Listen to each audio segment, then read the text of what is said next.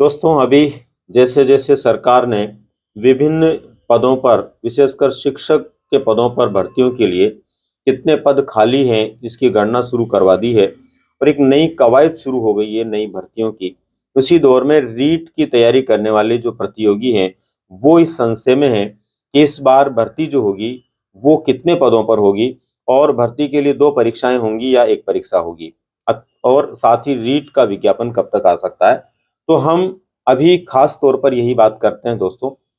पहले नंबर पर तो देखिए दोस्तों, जब सरकार खाली पदों की गणना करवा रही है तो आप निश्चिंत रहें, राजस्थान के अंदर लगभग 30,000 प्लस पद अभी वर्तमान समय में थर्ड ग्रेड के खाली हैं और अगर समय पर डीपीसी हो जाती है तो लगभग 20,000 पद जो हैं उनके प्रमोशन हो जाने पर 20,000 पद और खाली हो जाएंगे।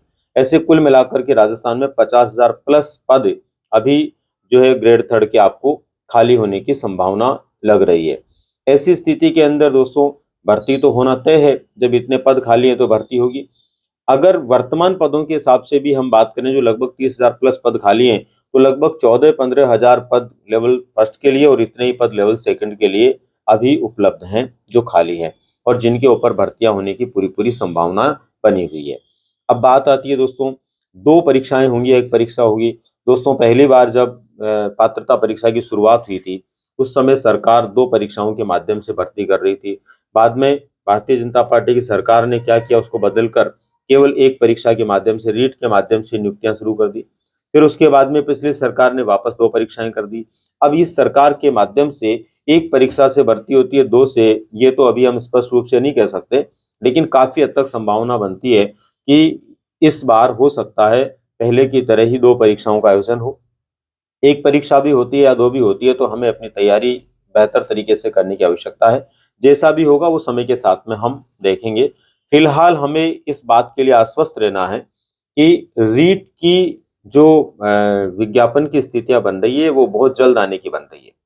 उम्मीद करते हैं कि जनवरी माह में यदि पदों की गणना होने के बाद सरकार तत्काल जो है अपने कार्यों को अमली जामा पहनाने के लिए कार्य करने लग जाए, तो ऐसी स्थिति के अंदर जनवरी लास्ट या फरवरी तक निश्चित रूप से हमें रीट का विज्ञापन देखने को मिल सकता है।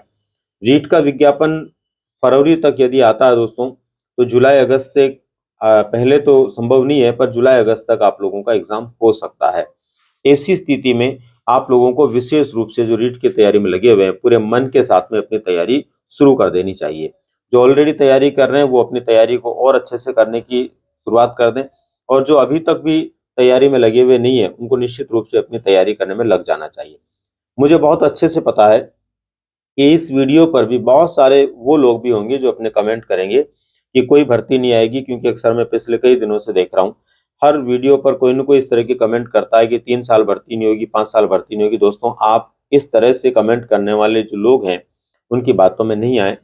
सबका अपना अपना सोच होता है, सब अपने अपने तरीके से सोचते हैं, सबका अपना अपना दायरा होता है।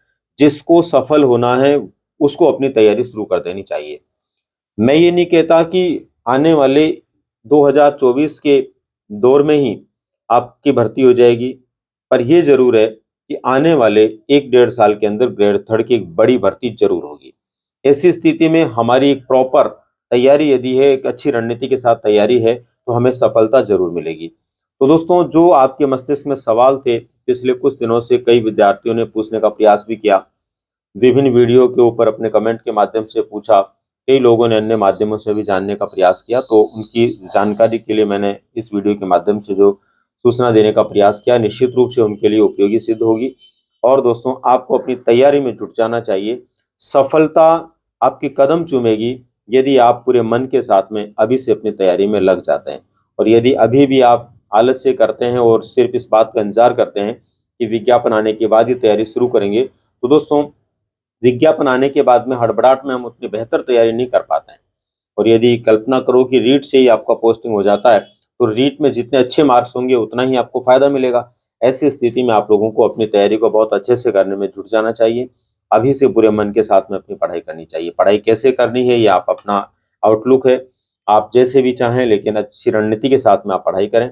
एक बहुत अच्छी रणनीति क्या हो सकती है ग्रेड थर्ड के लिए, इसको लेकर के पहले ही मैंने कई वीडियो के माध्यम से बताया है और बहुत जल्द एक बार फिर मैं आप लोगों को बताने की कोशिश करूंगा कि नए विद्यार्थियों के लिए किस तरह से वो रीट की तैयारी करते हुए एक अच्छी रणनीति के साथ में, अच्छे अंकों के साथ में सफल हो सकते हैं। और ग्रेड थर्ड भी साथ में होता है, तो इसकी स्थिति में हम किस तरह से रीट की तैयारी के साथ साथ कुछ चीजें ऐसी भी तैयार कर सकते हैं जो हमारे ग्रेड थर्ड में भी उपयोग में आएगी।